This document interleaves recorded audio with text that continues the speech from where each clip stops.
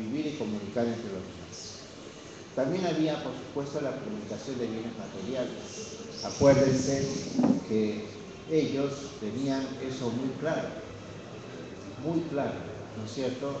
Yo no podía tener bienes materiales por mí mismo. Cada cristiano se sentía administrador de este mundo. Eso lo dice el Papa Juan Pablo II muchas veces en su doctrina, ¿no? Dice, somos administradores, no somos dueños absolutos. O sea, lo que yo tengo no es solamente para mí, es para mí, por supuesto, y yo soy dueño, pero para poderlo compartir, ¿no? Para poderlo compartir. También había comunión de caridad, es decir, esa corriente de amor que suscitaba en la comunidad, donde cada uno decía, aquello que hago yo por amor de Cristo, me hace bien a mí y hace bien a los demás. Acuérdense del Evangelio de San Mateo, capítulo 25, ¿no es cierto? ¿Qué dice ahí el Señor? Todo aquello que hagas a uno de estos más pequeños, en mi nombre, a mí me lo haces. Eso estaba clarísimo también en esa comunidad primitiva, que es el ejemplo para todos nosotros y que nosotros llamamos ahora, en este momento, comunión de caridad, ¿no? Como vamos a ver, es un aspecto de la hermandad, ¿no? La caridad social, ¿no? ¿Qué es lo que daña esta comunión de los santos?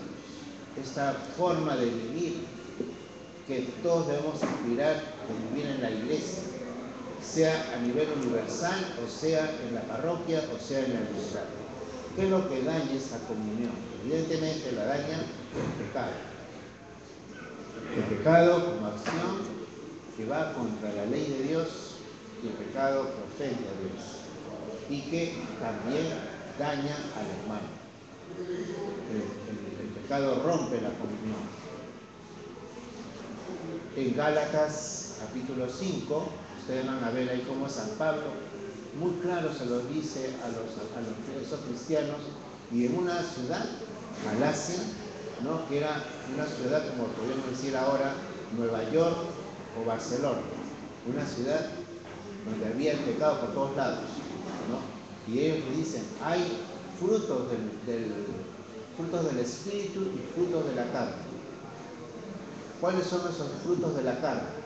Y los comienza a enumerar: el homicidio, las relaciones incestuosas, las relaciones fuera del matrimonio, las envidias, las borracheras.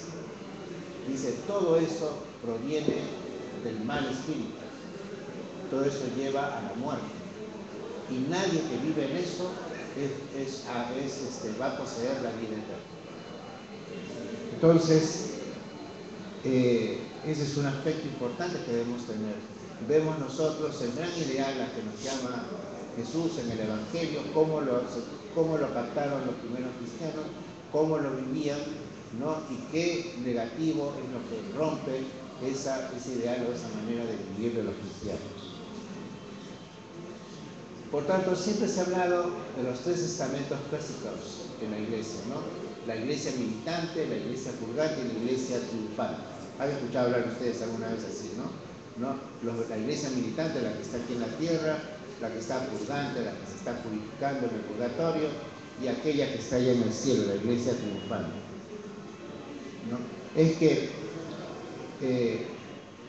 así es la iglesia, ¿no? La iglesia es una corriente de vida que tiene desde el bautismo. Todos los que nacemos a la vida de Dios, que nacemos en el bautismo, desde ese momento hay una corriente de vida que comienza aquí y termina en el cielo y que nos lleva a Dios.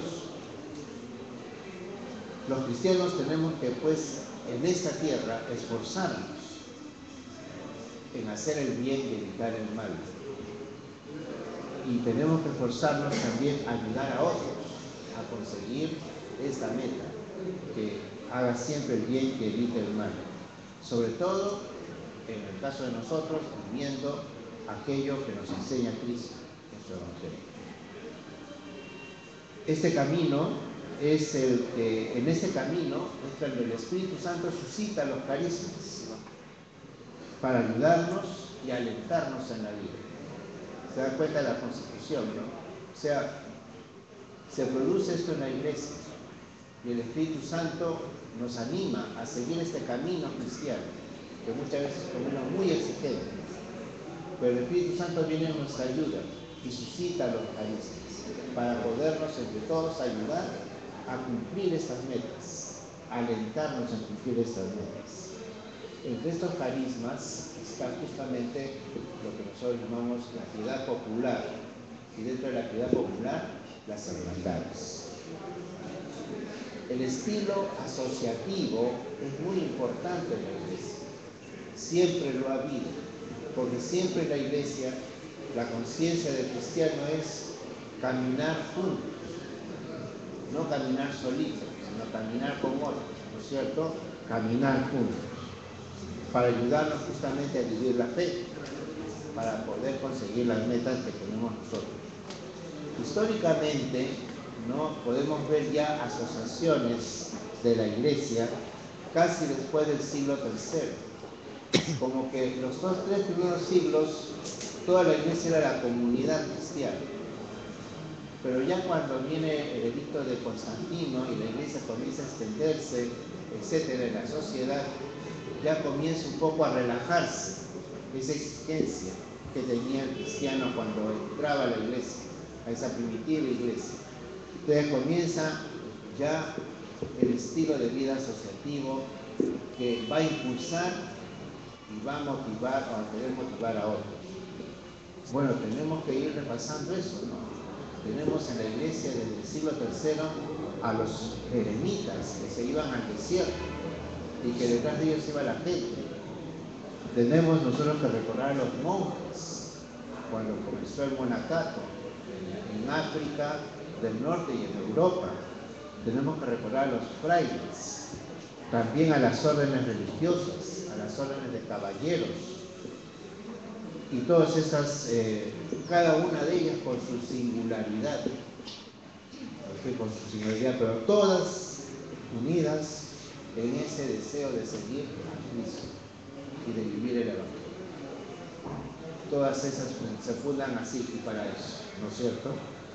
Propiamente, ya más adelante, en la sociedad medieval de los siglos XIII, XIV más o menos, o XII, XIII, ya comienzan estrictamente a aparecer agrupaciones, ya más perfiladas y con más metas ya concretas cada una. Y esas asociaciones se distinguen por tener una advocación protectora, una advocación que puede ser un misterio de la vida del Señor, una advocación a la Virgen, a los santos, que es el caso de San Martín, ¿no es cierto? ¿No? Y todas estas también tienen diferentes maneras de llegar a asociarse, diferentes caminos de asociarse. Como ven, en la iglesia nunca ha habido una cosa homogénea, ¿no? Sino más bien, digamos, heterogénea. Pero dentro de esa heterogeneidad, de esa diversidad, siempre algo nos ha unido a todos, que es Cristo, y aquello que nos da Cristo a través de su Evangelio. En América, propiamente aquí en el Perú, tenemos que recordar a San Victoriano Grovejo, el segundo arzobispo de Lima.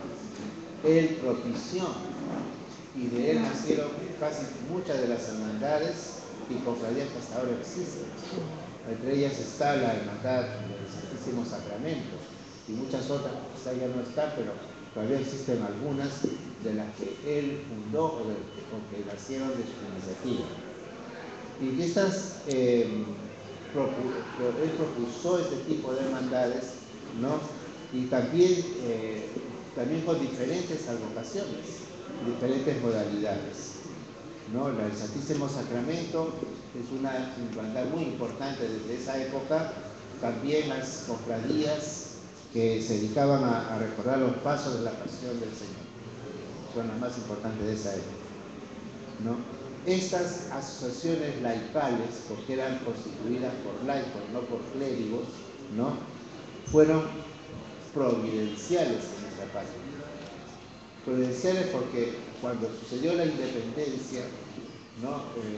Una de las cosas que ya comenzó a sentirse que faltaban eran los sacerdotes. Entonces, ¿quiénes mantuvieron